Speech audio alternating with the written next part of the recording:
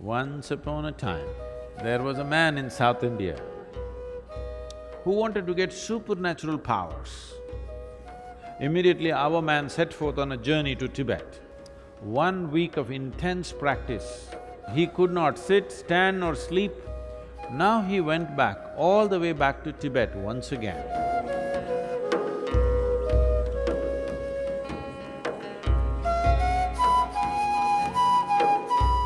Many things in life seem to be romantic and magical. Right now, the flowers are blossoming in the jasmine plant out there. Such nice fragrance, looks magical, romantic. But there is a science and technology as to how to make it happen. Yes or no? One who knows what the plant needs and does the right thing, only he will have maximum flower and maximum fragrance, isn't it? Yes? So if you want flowers in your garden, what do? Flower, flower, flower, flower meditation.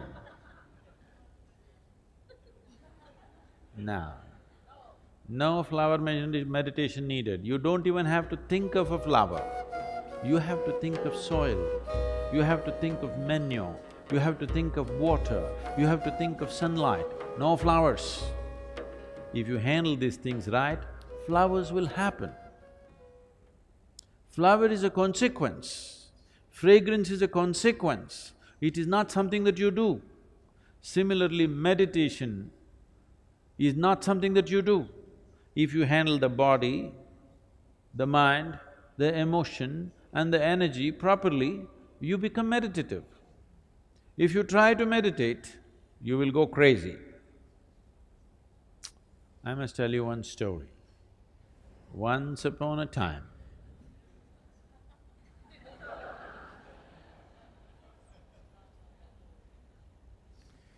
there was a man in South India who wanted to get supernatural powers. What are supernatural powers, you know? Supernatural powers, you know what they are? Somebody wants to walk upon water, somebody wants to fly without an airplane, everybody walks on the floor, so somebody wants to walk on the ceiling. Essentially, circus, they want to do something that nobody can do. So the man wants supernatural powers. He went from guru to guru. So many gurus he saw. Everybody said no. Then someone told him, these South Indian gurus, no good, no good.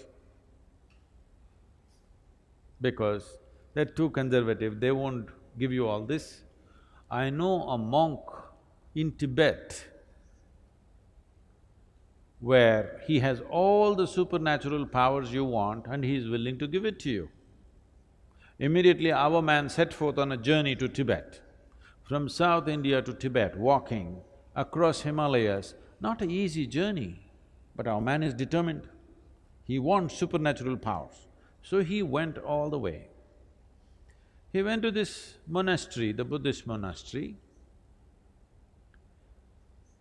The culture in the Buddhist monastery is very different from what we know here in South India. Here, people have been taught that Atiti Devo Bhava, that means a guest is God. If somebody comes to your home as a guest, you must treat that person like a god. Even if he happens to be your enemy somewhere else, when he comes to your home, you must treat him like a god. You must be saying in India, people see you and they're doing this because they want to treat you like a god. Because you come here, when they come to your place, they'll be different. But now that you're here, they want to treat you like a god. But in the Buddhist monastery, there is no such culture. If you go there, nobody will ask you who you are. Not because they don't care for you, because in their life, the biggest thing about their life is to find out who am I. If a new person comes just now, As soon as he comes, you ask him, who are you? It's a very big question. Yes? Very big question, isn't it? So they don't want to embarrass you with such a big question. So a new person has come, if you do not ask him, who are you, what is the next possibility? Where do you come from? Do you know where you come from? Now you came from China, that's not the point. Where do you really come from, do you know? From where you came into this life, do you know? Do you know? No. Where is that? Mother. Okay, to mother's belly, where did you come? You really don't know where you came from, isn't it? So they don't want to embarrass you with that question either. A new person has arrived, you don't ask him who you are or where you come from, not much room for conversation, so they don't talk to you. Lunch means there is a bell. If you want, you can go and eat. If you don't eat, nobody will force you because fasting is an important part of Buddhist life. If you are not eating, it is greatly respected, nobody will come and say, come and eat, because they think you're fasting. This is a strange situation for this man from South India. Because in South India, you must know this, if you go to somebody's home, it doesn't matter at which time of the day you go, you must eat. You tell them, no, no, no, I just had my dinner and came. It doesn't matter, you come to my home, you must eat. Because this is hospitality. This is a sure way to the hospital. Nobody asked him who you are, where you come from, come and eat, nothing. He just hung around. When hunger overtook him, he went and ate and just hung around. 1 day, 2 days, 3 days, 3 weeks passed away.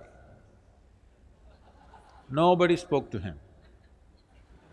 After 3 weeks, the old monk who was there called him. He knows why this man has come. He said, what will you do with supernatural powers? What will you do walking upon water? After 3 days, a boat will be better, you know. I will teach you the way of meditation. With this you can live a fruitful life. Our man said, no, no, no, no, I don't want your meditation. You think to learn meditation I have to come to Tibet? In India, we know every kind of meditation. Don't you forget, Gautama, the Buddha is an export from India.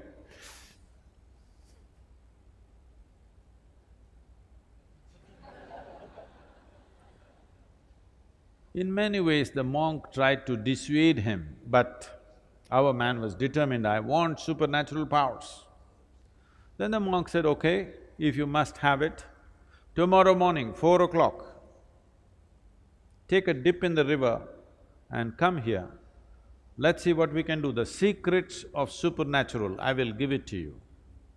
Our man went 4 o'clock in the morning, had a dip in the river. This is not South India, this is Tibet. Temperatures are all minus. He took a dip, turned half blue. He went and sat in front of the monk.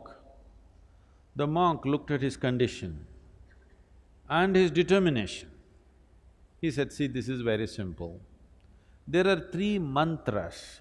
You utter these 3 mantras 3 times over, all the supernatural will be yours. Shall I reveal the mantras to you? Buddham sharanam gacchami, Dhammam sharanam gacchami, Sangham sharanam gacchami. These 3 mantras 3 times over you utter, all the supernatural is yours. Only thing is, when you're uttering the mantra, you should not think about a monkey. Is that all? That is all. Can I go, please? Our man came out of the monastery really jumping with joy. The fool of a monk revealed all the secrets of supernatural, and he tells me, don't think about a monkey. What does he know about my culture? Here we think of Vedas, Upanishads, Brahma Sutras, these are all the great scriptures. Why will I think about a monkey? Am I a hunter? I have not seen a monkey in the last 10 years. Like this, thinking about monkeys, he came down to the Indian part of Himalayas.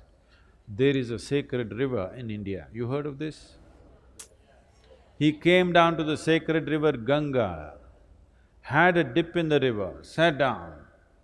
Buddham, monkey. Monkey means another dip in the river. Sat down, Buddham, monkey, another dip in the river. Buddham, monkey, another dip in the river.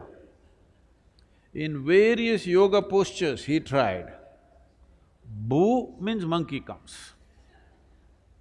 1 week of intense practice, he came to your place, he does not have to do anything. Only monkeys, inside monkeys, outside monkeys, a universe full of monkeys. Now, he could not sit, stand or sleep, monkeys everywhere, inside, outside, everywhere monkeys. Now he went back, all the way back to Tibet once again. He went to the monk and said, I don't want your supernatural powers, first relieve me from these monkeys. Now, this is the nature of your mind. If you say, I don't want something, only that will happen in your mind, isn't it? Only monkeys. No, don't think of a monkey. No, you cannot think of a monkey. Only monkey. The more you do that, more monkeys will happen. Or what I'm saying is, without understanding the fundamental nature of the mind, if you try to do something head-on with it, you will go crazy. So many things that you think you want to forget, you will never forget. Things that you want to remember, you always forget, isn't it? Yes or no? Huh? Because without understanding the fundamentals of mind, we are trying to operate the mind. This is the most sophisticated machine on the planet, but you're going at it somehow. If you go at it somehow, sometimes it works. Most of the time, unfortunately, most people's minds are working against those people. When you were 5 years of age, when you were only that much, how joyful you were, and today, how joyful you are. Has it gone up or gone down? That means your mind is working against you. It is working against you simply because without understanding the fundamentals of what it is, you're trying to operate it. If you have a sharp knife, you must have a steady hand, yes? Yes or no? If you have a very sharp knife, you must have a very steady hand. Unsteady hand, you will either cut yourself or cut somebody. Yes or no? That's all that's happening right now. Once you became a human being, you have a sharp knife, no steady hand. That's why yoga, to create a very steady hand, so this sharp knife can be used the way we want, that it will not cut us all the time. Right now, all the misery that you see on the planet, all the human misery that is happening on this planet, where is the manufacturing unit? Shanghai? Where is the manufacturing unit? In your mind. Every kind of misery is manufactured only here.